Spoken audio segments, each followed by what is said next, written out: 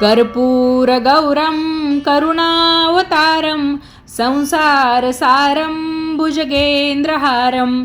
ओम नमः शिवाय. नमस्कार मंडळी, मी शीतल आणि तुम्ही पाहताय दिल्लीकर मराठी. या व्हिडिओद्वारे मी तुम्हाला महाशिवरात्रीची प्रत्यक्ष पूजा तसेच महाशिवरात्रीचं व्रत करताना कोणते नियम पाळावे याबद्दल संपूर्ण माहिती सांगणार आहे. तेव्हा तुम्ही सर्वांनी हा व्हिडिओ शेवटपर्यंत पहा. आपल्या चॅनलवर नवीन असाल तर सबस्क्राईब करा आणि व्हिडिओ पाहत असताना सर्वांनी कमेंट्समध्ये लिहा हर हर महादेव. चला तर मग व्हिडिओला सुरुवात करते. सुरुवातीला आपण महाशिवरात्रीची पूजा करण्यासाठी नेमकं साहित्य काय काय लागेल ते पाहूया. तर दूध, दही, तूप, मध, साखर या पदार्थांनी शिवलिंगावर अभिषेक केला जातो. तर अशा पद्धतीने हे पदार्थ तुम्ही वेगवेगळे घेऊ शकता किंवा या पदार्थांचं एकत्रितपणे पंचामृत बनवून घेतलं तरीही चालेल. काही फळं घ्यायची आहेत, गुळ खोबऱ्याचा नैवेद्य घ्यायचा आहे, धूप, अगरबत्ती, अक्षता, काडेपेटी, चंदनाचा किंवा भस्माचा गंध, त्याचबरोबर हळदी कुंकवाचा करंडा घ्यायचा आहे, कापूर घ्यायचा आहे, बेलाची पानं जेवढी मिळतील तेवढी घ्या, अगदी एक मिळालं तरीही चालेल. रुद्राक्षाची माळा असेल तर ती घ्या किंवा तुमच्याकडे पंचमुखी रुद्राक्ष असेल तर तोही तुम्ही घेऊ शकता. एका तांब्यात पाणी घ्यायचं, त्याचबरोबर फुलपात्र असेल तर तेही घ्या. त्याच्यामध्ये आपण देवाला नैवेद्य जेव्हा दाखवू तर त्यामध्ये पाणी भरून ठेवू. छोटा तांब्याऐवजी असेल तर तो घेतला तरीही चालेल. देवाचं आसन म्हणून पांढऱ्या रंगाचा कपडा किंवा उपरणं तुम्ही घेऊ शकता, नवकोरं किंवा स्वच्छ धुतलेलं. देवपूजेतला दिवा, त्याचबरोबर देवघरातली गणेशांची मूर्ती किंवा त्याऐवजी सुपारी घेतली तरीही चालेल. आपल्याला देवपूजेतली घंटीसुद्धा लागणार आहे, देवपूजेतलं ताम्हण, पळी, त्याचबरोबर अगरबत्तीचा स्टँड, आपल्याला हात पुसण्यासाठी म्हणून कपडा देखील आपल्याला लागेल तर तोही घ्यायचा. तुम्हाला समजा मातीचं अथवा वाळूचं शिवलिंग बनवायचं असेल तर तुम्ही त्यासाठी माती अथवा वाळू एखाद्या भांड्यात काढून घ्यायची आहे. दिव्याच्या अर्थात अग्नीच्या साक्षीने आपण या पूजेला सुरुवात करत आहोत. तर तेलाचा अथवा तुपाचा दुहेरी वातीचा दिवा प्रज्वलित करून घ्यायचा, त्याला गंध, फुलं, अक्षता वाहून नमस्कार करायचा आणि पुढील पूजेला सुरुवात करायची. साहित्य जर जमवून जुळवून ठेवलेलं असेल तर पूजा करताना एकही गोष्ट विसरणार नाही तुम्ही, त्याचबरोबर गोंधळसुद्धा होणार नाही. एकाग्र चित्ताने आपल्याला उठबस न करता, म्हणजे एकदा पूजेला बसलं की त्यानंतर उठायचं नाही, अशा पद्धतीने ही पूजा पूर्ण करायची असते. आता पूजेचा संकल्प आपण करून घेऊया. बघा, कोणत्याही देवी देवतेचं व्रत सुरू करण्यापूर्वी त्या व्रताचा संकल्प घेणं हे फार आवश्यक असतं. कारण असं म्हटलं जातं, संकल्पाने सिद्धी होते. म्हणजेच काय, आपण करत असलेलं व्रत हे यशस्वीरित्या पूर्ण होतं. म्हणूनच महाशिवरात्रीची ही पूजा तसेच व्रत आपल्याकडून निर्विघ्नपणे पार पडावं आणि हे व्रत करण्यामागचा आपला उद्देश काय आहे तो महादेवांपर्यंत पोहोचावा, यासाठी आपल्याला या व्रताचा संकल्प करणं फार आवश्यक आहे. व्हिडिओमध्ये दाखवल्याप्रमाणे आपल्या डाव्या हाताने उजव्या तळहातावर चमच्याने पाणी घ्यायचं, मंत्र म्हणायचा ओम केशवाय नमः आणि ते पाणी पिऊन घ्यायचं. दुसऱ्यांदासुद्धा तशाच पद्धतीने उजव्या तळहातावर पाणी घ्यायचं, मंत्र म्हणायचा ओम नारायणाय नमः आणि ते पाणी पिऊन घ्यायचं. तिसऱ्यांदासुद्धा आपल्या उजव्या तळहातावर त्याच पद्धतीने पाणी घ्यायचं, मंत्र म्हणायचा ओम माधवाय नमः आणि ते पाणी पिऊन घ्यायचं. नंतर आपला हात स्वच्छ कापडाने पुसून घ्यायचा. मग चौथ्यांदा आपल्या उजव्या तळहातावर चमच्याच्या मदतीने पाणी घ्यायचं, मंत्र म्हणायचा ओम गोविंदाय नमः आणि ते पाणी ताम्हणामध्ये सोडून द्यायचं. ते पाणी काही प्यायचं नाही. पुन्हा आपल्या उजव्या तळहातावर आपल्याला एक फूल घ्यायचं आहे, गंध, फूल, अक्षता वाहून घ्यायच्या आहे आणि डाव्या हाताने उजव्या तळहातावर आपल्याला 2 पळ्या किंवा 2 चमचे पाणी घ्यायचं आहे. यावेळेस आपल्याला आपलं नाव सांगायचं आहे, आपण कोणतं व्रत करतोय ते सांगायचं आहे, हे व्रत करण्यामागचा आपला उद्देश काय आहे तो सांगायचा आहे किंवा आपली एखादी इच्छा आपल्याला पूर्ण करून घ्यायची असेल तर महादेवांना साकडं आपण या संकल्पाच्याद्वारे घालू शकतो आणि त्याच्यानंतर हे व्रत निर्विघ्नपणे पार पडावं यासाठी प्रार्थना करून आपण हे सगळं साहित्य, म्हणजे आपल्या तळहातावरचं गंध, फूल, अक्षता हे सगळं साहित्य ताम्हणामध्ये सोडून द्यायचं आहे. नंतर हे पाणी तसेच हे फूल, गंध, अक्षता आपण एखाद्या झाडाच्या कुंडीत घालून दिलं तरीही चालणार आहे. आता आपण पूजेची सुरुवात गणपती बाप्पांच्या पूजेपासून करूया. तर गणपती बाप्पांची पूजा ही अभिषेकापासून सुरू होते आणि कोणतीही पूजा सुरू करण्यापूर्वी आपल्याला गणपती बाप्पांना पहिला मान द्यावा लागतो. तर तुम्ही एखादी सुपारी घेऊ शकता श्री गणेश म्हणून किंवा अशा पद्धतीने देवघरातली गणेश मूर्ती घेतली तरीही चालणार आहे. तर ताम्हणामध्ये थोडेसे तांदूळ म्हणजेच अक्षता ठेवायच्या, त्याच्यानंतर आपल्याला श्री गणेशांची मूर्ती ठेवायची आहे. सुरुवातीला पाण्याने अभिषेक करायचा, त्यानंतर आपण दुधाने अथवा पंचामृताने श्री गणेशांच्या मूर्तीवर किंवा त्या रूपात आपण घेतलेल्या सुपारीवर अभिषेक करू शकतो. आणि त्यावेळेस आपण म्हणायचं पंचामृतम स्नानम समर्पयामी सुधामूर्तम स्नानम समर्पयामी, किंवा आपल्या मुखामध्ये आपण सतत श्री गणेशांचं नामस्मरण करत राहायचं. श्री गणेशाय नमः, श्री गणेशाय नमः अशा पद्धतीने. पाण्याने अभिषेक करून घेतला, त्यानंतर दुधाने इथे मी अभिषेक करून घेतलेला आहे. पुन्हा आपल्याला पाण्याने गणेश मूर्ती स्वच्छ करून घ्यायची आहे, म्हणजेच काय, त्यांना स्नान घालून घ्यायचं आहे.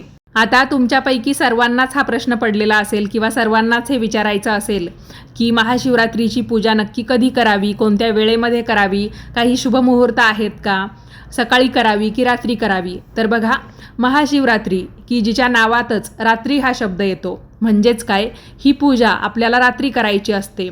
व्रत, पूजा, जागरण ही महाशिवरात्रीच्या व्रताची 3 प्रमुख अंगे आहेत.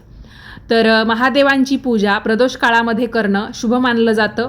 त्याचबरोबर महाशिवरात्रीच्या निमित्ताने केली जाणारी महादेवांची पूजा निशिता काळामध्ये करणं तर सर्वात फलदायी मानलं जातं. या काळामध्ये जो भक्त पूजा करतो त्याला 100% महाशिवरात्रीच्या व्रताचं फळ मिळतं असं म्हटलं जातं, अशी धार्मिक मान्यता आहे.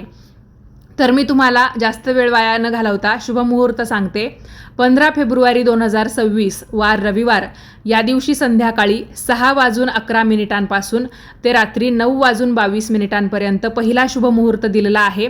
तर या वेळेमध्ये तुम्ही महादेवांची पूजा करू शकता, किंवा तुम्हाला दुसरा शुभमुहूर्त त्या वेळेत पूजा करायची असेल की ज्या वेळेत पूजा करताना निश्चिता काळाची सुद्धा वेळ होत येते, तर रात्री 9:23 रात्री 12:34 दुसरा शुभमुहूर्त आहे. या वेळेत तुम्ही पूजा केली तरीही चालेल. आता तुमच्यापैकी बऱ्याच जणांना हे विचारायचं असेल की आपण सकाळीही पूजा केली आणि संध्याकाळी प्रदोष काळामध्ये किंवा दिलेल्या शुभमुहूर्तात पूजा केली तर चालेल का? तर हो, तुम्ही सकाळच्या वेळेत सुद्धा पूजा करू शकता 15 फेब्रुवारी 2026 रविवारच्या दिवशी. आणि आपल्याकडे तसंही कोणतंही व्रतवैकल्य असलं तरी ते उदय तिथीपासून सुरू होतं, म्हणूनच आपण रविवारच्या दिवशी सकाळी सुद्धा शिवलिंगाची पूजा करू शकतो आणि पुन्हा रात्री अथवा प्रदोष काळामध्ये सुद्धा शिवलिंगाची पूजा करू शकतो. आता हे व्रत करताना आपल्याला 15 फेब्रुवारीला रविवारच्या दिवशी सकाळपासूनच उपवासाला सुरुवात करायची आहे. ज्यांना उपवास निघत नाही किंवा आरोग्याच्या काही समस्या असतील, अन्य काही कारणं असतील, तर मग त्यांनी उपवास न करता फक्त पूजा केली तरीही चालेल. ज्या महिला गर्भवती असतील आणि त्यांना जास्त वेळ पूजेला बसणं शक्य होणार नसेल तर त्यांनी पूजा नाही केली तरीही चालेल, किंवा उपवाससुद्धा नाही केला तरीही चालेल. तुम्ही मनातल्या मनात महादेवांचं नामस्मरण जे आहे ते करू शकता, किंवा पूजा केली, उपवास नाही केला तरीही चालेल. ज्यांचा मासिक धर्म असेल आणि मासिक धर्माचे नियम तुमच्या घरी पाळत असतील तर मग तुम्ही फक्त उपवास करायचा, पूजा करायची नाही. तर सोयरसुतक असेल तरीसुद्धा हाच नियम लागू होतो. आपल्याला या दिवशी उपवास करता येईल, मात्र पूजा करता येणार नाही. तर तुम्ही पाहू शकता, सुरुवातीला मी श्री गणेशांची पूजा करून घेतली, म्हणजे त्यांना अभिषेक करून घेतला, नंतर देवघरामध्ये स्थापन केलं.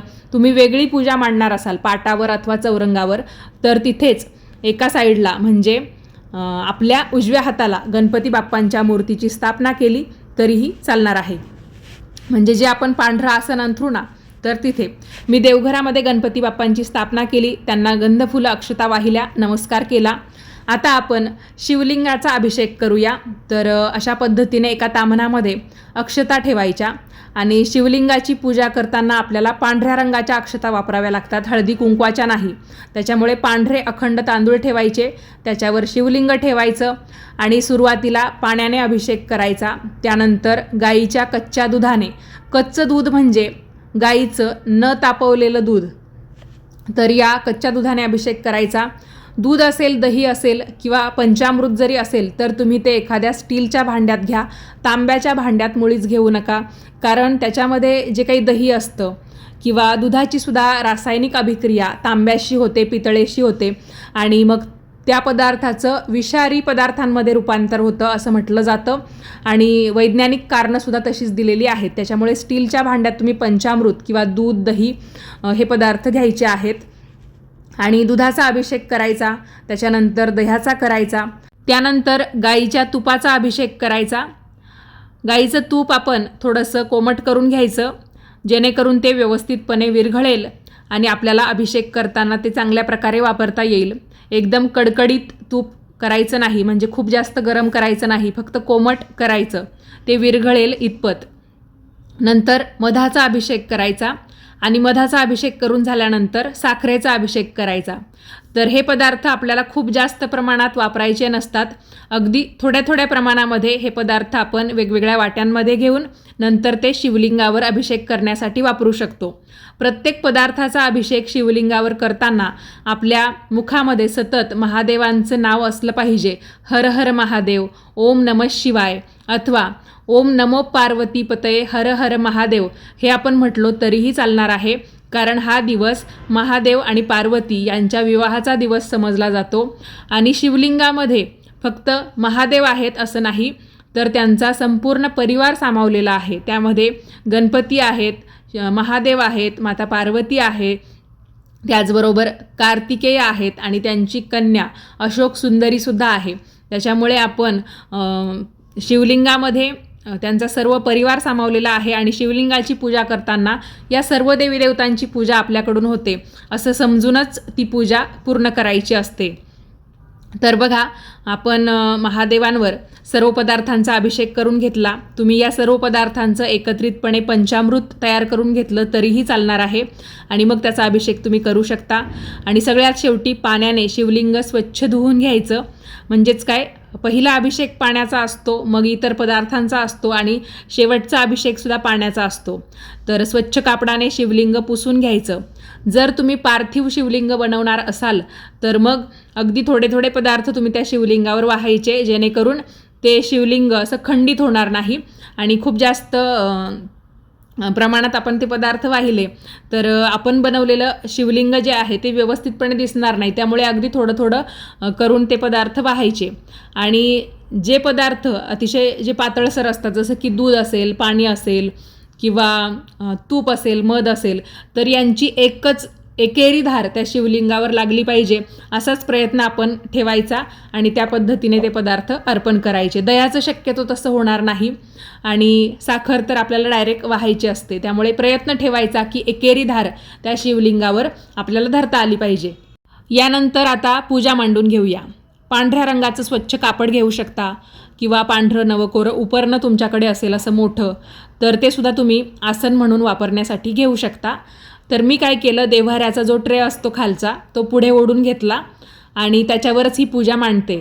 तर पांढरं नवकोरं कापड आहे ते अंथरून घेतलं. त्याच्यानंतर देवपूजेतला दिवा एका साईडला ठेवला, देवपूजेतलं ताम्हण ठेवलं, रुद्राक्षाची माळा त्याच्या भोवती घालून घेतली आणि त्याच्यानंतर ताटामध्ये थोड्याशा पांढऱ्या अक्षता ठेवून त्याच्यावर शिवलिंग ठेवलं. आता शिवलिंगाची ही जी टोकदार बाजू आहे ती उत्तरेकडे गेली पाहिजे अशा पद्धतीने आपल्याला शिवलिंग ठेवायचं असतं. त्याला तशा पद्धतीने आपण स्थापन करायचं असतं. भलेही तुम्ही पूजा करताना तुमचं तोंड पूर्वेकडे ठेवा, उत्तरेकडे ठेवा किंवा पश्चिमेकडे ठेवा, हरकत नाही. पण देवाची ही जी न्हाणी असते किंवा टोकदार बाजू असते शिवलिंगाची, तर ती उत्तरेकडे गेली पाहिजे अशाच पद्धतीने शिवलिंग ठेवायचं. त्याच्यानंतर आपल्याला जी काही फुलांची आरास करायची असते, सजावट करायची असते, तो आपल्या इच्छेचा भाग त्या पद्धतीने आरास करून घ्यायची. आणि तुम्ही हे सुद्धा पाहिलं असेल, मोठमोठी जी भगवान शिवांची देवस्थानं आहेत तर तिथे सुद्धा शिवलिंगाला खूप छान पद्धतीने सजवलं जातं. तर आपण सुद्धा घरच्या घरी पूजा करताना आपल्याला जमेल तेवढी सजावट नक्की करावी, जेणेकरून पूजा करताना आपलं मन रमेल, आपल्याला प्रसन्न वाटेल, कुठेतरी आपल्या मनाला मनःशांती मिळेल. तर शिवलिंगावर आपण चंदनाचा, भस्माचा गंध लावू शकतो. गुलाल वाहिला तरीही चालेल किंवा आपलं अशा पद्धतीचं शिवलिंग असेल तर त्याच्यावर आपण चंदनाचं लेपन करून घेऊ शकतो. तुम्ही जर पार्थिव शिवलिंग बनवलेलं असेल तर तुम्ही वरूनच मग थोडंसं कोरडं चंदन वाहू शकता अथवा भस्माचा गंध लावू शकता, भस्म वाहू शकता, गुलाल वाहू शकता. त्यानंतर पांढरी फुलं असतील तर या फुलांना या पूजेत मान असतो. तर पांढऱ्या रंगाची फुलं किंवा ऋतुमानानुसार आपल्याला जी फुलं मिळतील, गोकर्णाची म्हणा किंवा आता सध्या गोकर्ण नसेल तर इतरसुद्धा आपल्याला फुलं मिळतात, झेंडूची म्हणा, शेवंतीची किंवा त्या सारखीच दिसणारी, तर ती फुलं आपण वाहू शकतो. नंतर बेलाची पानं वाहायची. तर बेलाची पानं वाहताना मी तुम्हाला सुरुवातीला दाखवलं, तुम्ही ते नीट पाहिलं असेल, तर काही पानं तुटलेली होती. तर ती यासाठी दाखवली की आपल्याला अशी पानं किंवा जळालेली पानं, अर्धवट जळालेली पानं, झाडावरच होतं असं, तर अशी पानं शिवलिंगावर अर्पण करायची नसतात. आपण भलेही एकच बेलपत्र वाहा, पण ते व्यवस्थित असलं पाहिजे. त्याची 3ही पानं व्यवस्थित दिसणारी असली पाहिजे. आणि बेलपत्राचा जो देठ असतो त्याच्या सगळ्यात शेवटी गाठ असते, तर तीही आपल्याला काढून टाकायची असते. आणि महत्त्वाचं म्हणजे बेलपत्र हे शिवलिंगावर पालथं करून वाहायचं. त्याच्यानंतर अक्षता वाहायच्या. तुमच्याकडे सुद्धा अशा पद्धतीने रुद्राक्ष असतील तर ते तुम्ही पूजेमध्ये ठेवू शकता. बेलफळ असेल, धोत्र्याचं फळ असेल, फूल असेल, ते सुद्धा तुम्ही या पूजेत वाहू शकता. शिवलिंगावर दुर्वा वाहिल्या तर चालतात का, हा प्रश्न विचारला जातो. तर हो, शिवलिंगावर आपण दुर्वा वाहू शकतो. त्याचबरोबर शमीची पानं असतील तर ती सुद्धा वाहिली जातात. यानंतर मी गणपती बाप्पांना गुळ खोबऱ्याचा नैवेद्य अर्पण केला. आणि यानंतर आता शिवलिंगावर मी अभिषेक पात्र किंवा ज्याला सर्वसाधारण भाषेमध्ये गळती असं म्हटलं जातं, तर ते अभिषेक पात्र मी शिवलिंगावर ठेवलं आहे. त्याच्यात पाणी टाकलं त्याच्या कलशामध्ये. मग एक एक थेंब थेंब पाणी त्या शिवलिंगावर पडत राहील. तुमच्याकडे अभिषेक पात्र नसेल तर नाही ठेवलं, फक्त शिवलिंगाची पूजा या पद्धतीने म्हणजे सुरुवातीला दाखवली त्या पद्धतीने करून घेतली तरीही चालेल. जेव्हा आपण एक एक गोष्ट शिवलिंगावर वाहत असतो, अर्पण करत असतो, तर त्यावेळेस आपल्या मुखातून भगवान शिवांचं नाव हे सतत निघालं पाहिजे. कारण जेवढं आपण त्यांचं नामस्मरण या दिवशी करू तेवढं आपल्यासाठी चांगलं राहतं आणि आपल्या मनामध्ये वाईट साईट विचार येत नाही. पूजेमध्ये आपलं पूर्ण लक्ष लागलेलं असतं. यानंतर नैवेद्य म्हणून आपण फळं वाहू शकतो. उपवास आपल्याला असतो, देवाला नाही. त्याच्यामुळे तुम्हाला काही अन्नपदार्थांचा नैवेद्य देवाला दाखवायचा असेल तर तो दाखवला तरीही चालेल. आपलं व्रत असलं तरीही देवाला आपण अन्नपदार्थांचा नैवेद्य नक्की अर्पण करू शकतो. आपल्याला महाशिवरात्रीचं व्रत करताना भगर खायची नाही आहे. आपण फक्त फळं खाऊनसुद्धा उपवास करू शकतो. भरपूर पाणी आपण उपवास असला तरी प्यायचं असतं. कारण बऱ्याच जणांचं काय होतं की उपवास आहे, मग आपण निर्जला ते व्रत करूया किंवा पाणी न पिता ते व्रत करूया असा आग्रह ठेवतात. पण आता उन्हाळा सुरू झालेला आहे आणि पाणी आपण त्याला जीवन म्हणतो. त्यामुळे अशा कोणत्याही गोष्टींचा त्याग करू नका की ज्याने आपलं ते व्रत करणं कठीण होऊन बसेल किंवा त्या उपवासाचा आपल्याला त्रास होईल. आपण त्याग अशा गोष्टींचा या व्रताच्या निमित्ताने करू शकतो, जसं की खोटं बोलण्याची आपल्याला सवय असेल किंवा वाईट विचार सतत आपल्या मनामध्ये घर करत असतील, तर अशा गोष्टींचा आपण या व्रताच्या निमित्ताने त्याग करणं कधीही चांगलं. काही व्यसन असेल तर त्याचाही त्याग आपण या व्रतापासून नक्की करू शकतो की यापुढे मी अशा कोणत्याही प्रकारचं वाईट व्यसन कधीच करणार नाही. तर असो, आपल्याला धूपदीपांनी देवाला ओवाळून घ्यायचं आहे, नमस्कार करायचा आहे. काही चुकलं माकलं असेल तर त्यासाठी क्षमा मागायची आहे. आणि सगळ्यात महत्त्वाचं म्हणजे आपली जी काही इच्छा असेल ती महादेवांच्या कृपेने पूर्ण व्हावी यासाठी महादेवांकडे मनापासून प्रार्थना करायची आहे. भोळे महादेव आहेत, ते भक्तांच्या सर्व इच्छा पूर्ण करतात. फक्त त्यासाठी आपल्याला एकच गोष्ट आवश्यक असते, ती म्हणजे त्यांच्याप्रती असणारी आपली श्रद्धा आणि आपला अतूट असा विश्वास. आपण व्रतवैकल्य करतो, त्यानिमित्ताने पूजा मांडतो, तर ती पूजा अजूनच छान दिसावी किंवा त्या पूजेकडे पाहिल्यावर आपलं मन प्रसन्न व्हावं यासाठी पूजेच्या भोवती फुलांची रांगोळी किंवा आपली जी रांगोळी असते तिच्या मदतीने आपण आपल्याला जमेल तशी रांगोळीची डिझाईन काढू शकतो. आणि मंडळी, आपण कापूर आरती अवश्य लावायची. कापूर आरतीने काय होतं की आपल्या घरामध्ये जी नकारात्मकता असते ती निघून जाते. एक सकारात्मकता म्हणतो, पॉझिटिव्हिटी म्हणतो आपण, तर ती आपल्या संपूर्ण घरामध्ये पसरते. आपल्या घरामध्ये आनंदाचं, मांगल्याचं वातावरण तयार होतं.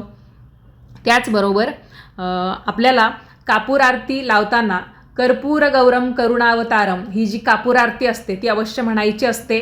तुम्हाला इंटरनेटवर किंवा आरतीच्या पुस्तकामध्ये ती मिळून जाईल. या दिवशी तुम्हाला शिवलीलामृताचं पारायण करता येईल किंवा संपूर्ण पारायण करणं शक्य होणार नसेल तर शिवलीलामृत या ग्रंथामधला 11वा अध्याय, ज्याच्यामध्ये रुद्राक्षाचं महत्त्व समजावून सांगितलेलं आहे, तर तो अध्याय तुम्ही वाचू शकता. वाचणं शक्य नसेल तर यूट्यूबवर व्हिडिओ लावा, त्यातून तुम्ही तो अध्याय ऐकण्याचा प्रयत्न करा. किंवा तुमच्या घरामध्ये कुणी वाचणार असेल तर तुम्ही तिथे बसलात आणि ऐकण्याचं काम केलं तरीसुद्धा चालणार आहे. तर 11वा अध्याय तुम्हाला वाचता येईल. तुम्ही या दिवशी रामनामाचा सतत जप करू शकता. त्याचबरोबर एखादी वही असेल तर तिच्यामध्ये श्रीराम जय जय राम किंवा श्रीराम श्रीराम जय श्रीराम असं जरी लिहिलं तरीही चालेल. म्हणजे व्रत जरी महादेवांचं असलं तरी आपण या दिवशी रामनामाचा जप अवश्य करू शकतो. हर हर महादेव, त्याचबरोबर ओम नमः शिवाय यासारखे अनेक मंत्र आहेत जे महादेवांचे सर्वात प्रभावी मंत्र म्हणून ओळखले जातात. तर या मंत्रांचा देखील आपण सतत उच्चार करू शकतो. एखादी माळ आपण म्हणजे रुद्राक्षाची माळ घेऊन 108 वेळा या मंत्राचा जर जप केला तर आपल्याकडून पूर्ण एक माळ जप झाला असा त्याचा अर्थ होतो. तर बरेच पर्याय मी तुम्हाला सांगितलेले आहेत. यापैकी तुम्हाला जेवढे करणं शक्य होतील किंवा एखादा जरी करणं झालं तरी पण भरपूर झालं. महाशिवरात्रीचं व्रत असो किंवा कोणतंही व्रत असो, आपल्याला व्रतादरम्यान दिवसभरात झोपता येत नाही. आपल्याला जी काही दुपारची वामकुक्षी घेण्याची सवय असते तर ती आपल्याला या दिवशी टाळायची आहे. आपण तो जो वेळ आहे तो महादेवांच्या नामस्मरणामध्ये घालवावा किंवा चांगल्या कामांमध्ये आपला वेळ आपण घालवण्याचा प्रयत्न करावा. सगळ्यात शेवटी आपल्याला 3 टाळ्या वाजवायच्या असतात, कारण महादेवांची जेव्हा आपण पूजा करतो तर त्याच्यामध्ये 3 टाळ्या वाजवण्याची पद्धत आहे. आता इथे जे पाणी आहे ते तुम्ही पाहू शकता तांब्यामध्ये. तर या पाण्यात आपल्याला एक रुद्राक्ष टाकून ठेवायचा आहे रात्रभरासाठी आणि दुसऱ्या दिवशी आपण शिवलिंगाची पुन्हा पूजा करू. तर शिवलिंगावर हे पाणी आपल्याला घालायचं आहे. तो रुद्राक्ष काढून घ्यायचा आणि शिवलिंगावरून घातलेलं जे काही पाणी आहे ते आपल्याला तीर्थ म्हणून प्यायचं असतं. तर असं पाणी पिल्यामुळे काय होतं तर आपल्याला जे काही आजार असतात किंवा ज्या काही व्याधी असतात किंवा जे काही दुःख आपल्या मनामध्ये आहे, नकारात्मकता आहे, ती निघून जाते आणि आपलं शरीर पुन्हा निरोगी चांगलं व्हायला मदत होते. फक्त यासाठी सुद्धा महादेवांप्रती असलेली आपली श्रद्धा अतूट असली पाहिजे. विश्वाससुद्धा महादेवांवर असला पाहिजे. कोणी सांगितलं आणि आपण केलं पण आपल्या मनामध्ये विश्वासच नाही आहे, म्हणजे मनी नाही भाव म्हणे देवा मला पाव, असं करून चालायचं नाही. आपली खरोखर श्रद्धा असेल तरच आपण हा उपाय करावा. जे कोणी मातीचं अर्थात पार्थिव शिवलिंग बनवेल आणि मग त्याची पूजा करेल तर त्यांनीसुद्धा ते शिवलिंग दुसऱ्या दिवशी म्हणजे सोमवारच्या दिवशी 16 तारखेला विसर्जित करायचं आहे, नैवेद्य वगैरे दाखवून झाल्यानंतर. आता उपवास आपण 1.5 दिवसीय करत असतो. म्हणजेच काय, सकाळी महाशिवरात्रीच्या दिवशी सूर्योदयापासून आपण उपवासाला सुरुवात केली की दुसऱ्या दिवशी आपण जेव्हा आपल्या घरामध्ये नैवेद्य तयार होतो, स्वयंपाक तयार होतो, मग देवाला तो नैवेद्य दाखवता करता बरोबर दुपारची वेळ होतच येते किंवा एक आपली जेव्हा जेवणाची वेळ होते त्या अगोदर तर आपण देवाला नैवेद्य दाखवतो आणि मग उपवास सोडतो. तर उपवास सोडायचा म्हणजे खूपच तेलकट मेलकट किंवा मसालेदार खाल्लं पाहिजे असं नाही. साध्या सात्विक पदार्थांना खाऊन मगच आपण तो उपवास सोडायचा. कारण उपवास आपण करतो तर त्यामध्ये आपण अन्नधान्याचा त्याग केलेला असतो. उपवासाला चालणारे पदार्थ खाल्लेले असतात. तर एकदमच आपण खूप जास्त आहार घ्यायचा नाही आणि एकदा की उपवास सोडला की त्यानंतर आपण परत जेवत बसायचं नाही. आपण उपवास सोडल्यानंतर पुन्हा जेव्हा आपण रात्रीचं जेवण घेतो तेव्हाच जेवायचं असतं. म्हणजे काहींना जी सवय असते ना 2-3 वेळा आहार घ्यायचा, पण जेव्हा आपण उपवास सोडतो तेव्हा मात्र असं करायचं नाही. तर मंडळी, या व्हिडिओमध्ये मी तुम्हाला महाशिवरात्री व्रताची संपूर्ण माहिती दिली आणि जेव्हा आपली व्रताची पूजा पूर्ण होते तर सगळ्यात शेवटी आपण महादेवांची लवथवती विक्राळा ब्रह्मांडी माळा ही आरती अवश्य करायची आहे. आणि उपवासाच्या दिवशी आपण आपल्या घरातल्या वडीलधाऱ्या व्यक्तींचं सुद्धा दर्शन अवश्य घ्यायचं आहे. आणि उपवास आपण सोडतो त्या दिवशी सोमवती अमावस्या येते, म्हणजे यावर्षी आहे. तर आपण या दिवशी सुद्धा शिवलिंगाची मनोभावे पूजा करावी. आणि हो मंडळी, तुमच्यापैकी ज्यांना महादेवांची ही पूजा करणं शक्य झालं नाही किंवा व्रत करायला काही कारणांमुळे जमलं नाही तर तुम्ही एकदा का होईना म्हणजे महाशिवरात्रीच्या दिवशी तुम्हाला मिळेल त्या वेळेमध्ये किंवा तुम्ही जेव्हा अगदी शांत असतात, निवांत असतात त्या वेळेमध्ये अगदी मनापासून महादेवांचा महामृत्युंजय मंत्र अवश्य म्हणा. यामुळे सुद्धा तुम्हाला व्रताचं पूर्ण फळ मिळून जाईल. महादेवांच्या महामृत्युंजय मंत्रामध्ये खूप शक्ती आहे. यामुळे बऱ्याच समस्या दूर होतात ज्या आपल्याला आपल्या जीवनामध्ये सतावत असतात किंवा त्रास देतात. तर हा व्हिडिओ, ही माहिती तुम्हाला कशी वाटली ते मला कमेंट करून नक्की कळवा आणि असेच व्हिडिओ पाहण्यासाठी दिल्लीकर मराठीला सबस्क्राईब करा. धन्यवाद.